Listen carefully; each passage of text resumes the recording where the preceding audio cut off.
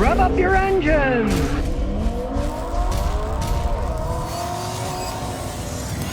Today, due to popular demand, I'm going to talk about the worst modern pickup truck you can buy. Or, to be more exact, that you shouldn't buy if you value your money. And I'm talking about the Ram pickup. Of course, they used to be called Dodge Rams, and now they're called just Ram. But the name Ram was first used in 1932 for Dodge trucks. And back in the day, hey, they were decent trucks. When I was a young mechanic in the 60s, a lot of guys bought them, and they were decent trucks. Things were simpler in those days. Everybody had standard transmissions in them. They had simple carburetors in them. And if you took care of them, they could last quite some time. They made those until 1954, and then they retired the name Ram. Then Dodge brought back the name Ram in 1981 to replace their D pickup trucks. They just called them D pickup trucks. Then in 2011, they decided, let's just call them Ram trucks. Just a marketing play. They didn't change anything. Still made the same, made in the same place. They just decided to call them Ram trucks instead of Dodge Ram trucks. I got customers with them, and they still call them Dodge Rams. They say my Dodge Ram. They don't say my Ram. They still use the name Dodge Ram. Some people pick these as Truck of the Year, certain years. Awards. I know all about awards. People generally win awards because there's money pumped behind them. Take the Academy Awards. The people that make the movies, they spend millions of dollars promoting their films to try to win an Oscar. And they have so many awards these days, J.D. Power Awards, Motor Trend, whatever, for so many different facets that they really don't mean anything at all anymore. Stuff like best truck in its class, best mid-size sedan, yada yada. It goes on forever. These awards, as far as I'm concerned, bunch of nonsense. They're not worth the piece of paper they're on or the stupid little trophy that they give for them. It may have the Ram name, but a lot of it is name only. Take 2016 for example. 246,000 of these Ram trucks were built in Mexico. And it wasn't like they didn't have production problems in the American factory. They have even more in the Mexican factory. But here, if you don't take my overall advice on not buying one, if you are going to buy one, take a look on the little manufacturing plate before you buy one. It's made in Mexico. I say pass. At least get the ones that are made in Michigan. Now, I do have to say something good about the Ram trucks, and that's if you get one of those Cummins turbo diesel engines. Those are excellent engines. It has nothing to do with Chrysler making those engines. Those are made by Cummins. Now the rest of the vehicles, the suspension, they had ball joint problems, the electronics are garbage, the ACs break prematurely on them. Let's say you just have to get one. At least get the Cummins.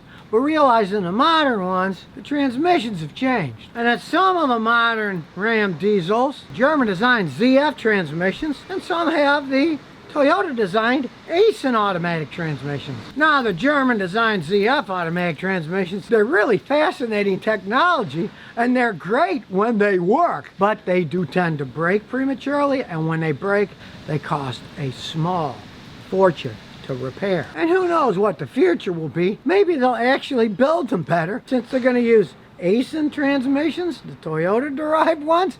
Maybe in the future they'll be better vehicles than they are now. Not known for making quality stuff. I'm not holding my breath that they're going to make them any better. From my experience, when one big company buys another company and an even bigger one buys that, all they want to do is cut costs to make more profit. And from what I've seen, generally, the quality goes down when that happens, not up. Take Volvo as a perfect example. When I was a young mechanic in the 60s, Volvos were indestructible. Monster little cars that could go over 1,000,000 miles. Well, then they started to mass produce them more. Ford bought some of it, GM something to do with it.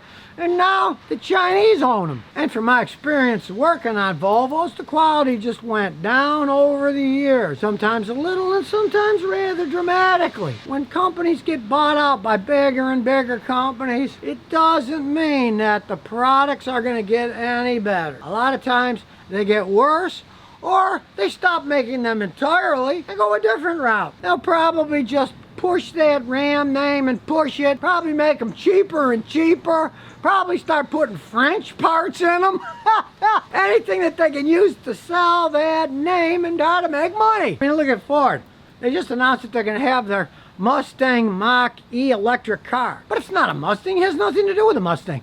It's an SUV. They're just using the name Mustang to try to sell something to you. An electric car, which has nothing to do with a Mustang with a big V8 engine sports car. They're just using the name. And in the case of the name Ram, boy, that thing's been diluted out over the years. There's no arguing that. Take the big Ram truck, the 3500. Many people have said that's one of the worst vehicles out there. And when you get a consensus like that, hey, that says something. You can bribe for awards and this and win that, but when it comes to people saying a vehicle stinks, they generally have very good reasons to say why it stinks. Because today, with the internet, you can't hide crap anymore. And honest mechanics like myself, who have no affiliation with anyone, nobody's telling me, oh, tell them this car is great, tell them this car is bad. No, I have experience of working on them, thousands of customers over the years that have bought them, and I can tell you the truth. As far as I'm concerned, people can buy whatever vehicle they want. I have to fix them. But I hate when people get ripped off, so I like warning people. When I see garbage, I'll tell you, if you're smart, just don't buy one of those things. Because Rams for decades have had problems. Lots of electrical problems. Ball joint problems where the ball joints break off and the wheels can come out. Dangerous stuff. And if you know anything about Chrysler products, the Rams are no different. Horrendous air conditioning systems. One, break all the time just physically. The evaporators are poorly made and they leak and come apart. The compressors blow. But electronically, they are nightmares. Chrysler's one of the first companies to go into this electronic computer-controlled AC. Decades ago, Mercedes-Benz had really complicated AC systems that they just pretty much bought a Chrysler design and put it in. First time I worked on one of those Chryslers, I thought, hey, this thing is just like the Mercedes one. Wasn't that Chrysler copied Mercedes in that case? Mercedes copied Chrysler because the Germans, what's AC to them? So in the beginning, Mercedes made mistakes and copied crappy Chrysler designs. Well, Chrysler's still using these crappy computer-controlled electronic AC systems, and when they break, and you find out how much money it costs to take the dash apart and repair that electronic air conditioning and heating crap that breaks, you'll wish you listened to Scotty and didn't buy one in the first place. Heck, in 2019 they were called Rams because the tailgate could fall off where you're going down the road and stuff fly off and hit people. They were recalled for drag link suspension parts could break. It's on your steering so you could lose steering control. Simple old technology. A drag link that steers it back and forth. A tailgate that's supposed to close and latch.